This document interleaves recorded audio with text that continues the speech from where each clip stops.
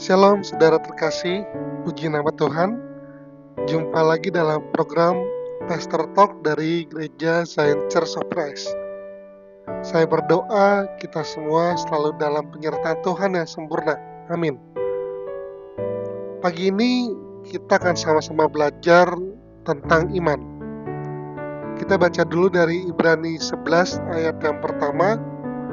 Firman Tuhan berkata, iman adalah dasar dari segala sesuatu yang kita harapkan dan bukti dari segala sesuatu yang tidak kita lihat. Dan dalam Habakuk 3 ayat 17-18 firman Tuhan berkata, sekalipun pohon ara tidak berbunga, pohon anggur tidak berbuah, hasil pohon zaitun mengecewakan, namun aku akan bersorak-sorak di dalam Tuhan, beria-ria di dalam Allah yang menyelamatkan aku. Saudara pernah membeli barang secara online? Mungkin sebagian besar pernah ya. Saya juga pernah. Yang pernah beli pasti tahu rasanya menunggu paket datang. Biasanya ada tulisan perkiraan tiba. Nah, kita akan antusias kalau barangnya datang lebih awal, barangnya tiba lebih cepat. Tapi kalau paketnya telat, apalagi kalau nggak datang, biasanya kita mulai gelisah atau kita mulai bingung, barangnya kemana nih? Nah, doa kepada Tuhan kadang terasa seperti itu. Kita berdoa, kita minta sesuatu cepat dijawab, tapi kenyataannya jawabannya kadang datang gak sesuai jadwal yang kita mau. Biasanya suka muncul pertanyaan, kalau doa itu gak dijawab, kalau kesembuhan itu gak pernah datang,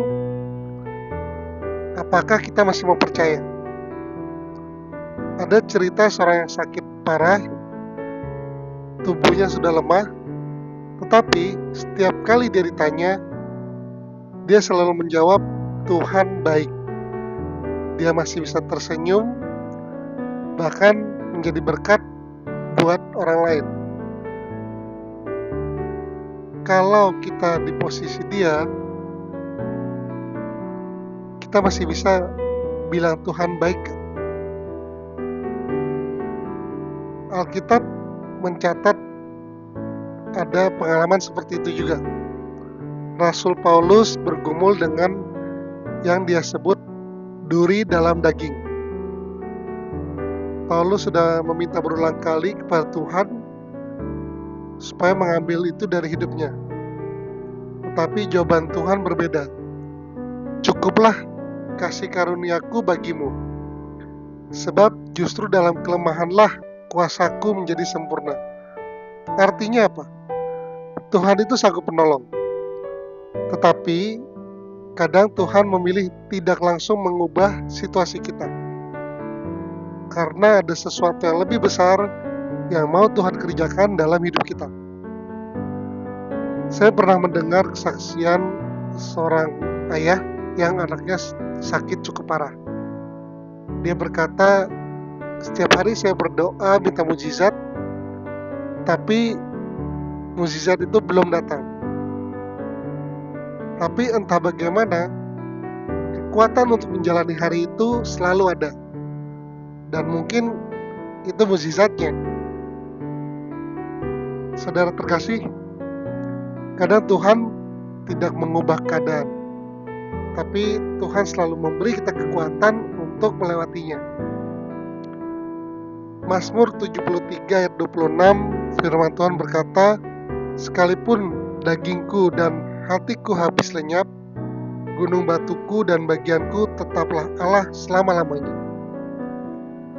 Kesembuhan terbesar itu bukan cuma tubuh yang dipulihkan, tetapi hati yang tetap menyembah walau keadaan belum berubah. Tuhan kadang tidak mengubah situasi yang kita hadapi, tapi lewat situasi itu Tuhan sedang mengubah kita.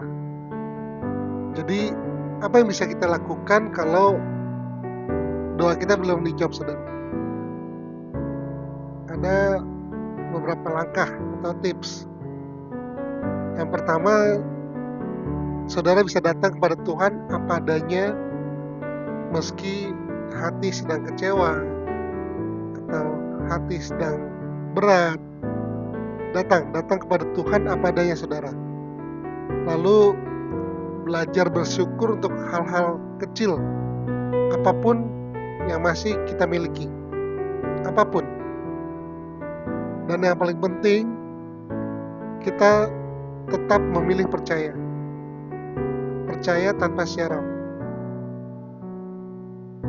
Karena mukjizat terbesar adalah hati yang tetap bisa berkata, Tuhan Yesus baik di tengah situasi yang belum baik, di tengah situasi yang belum jelas.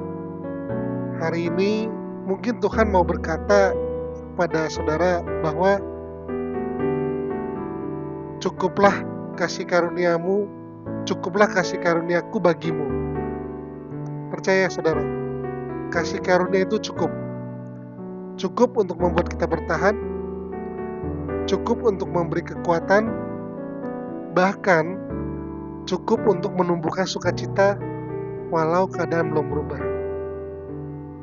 Amin. Amin ya, saudara. Saya berdoa renungan pagi ini bisa menjadi kekuatan, bisa menjadi sukacita bagi kita semua. Tuhan Yesus memberkati. Shalom.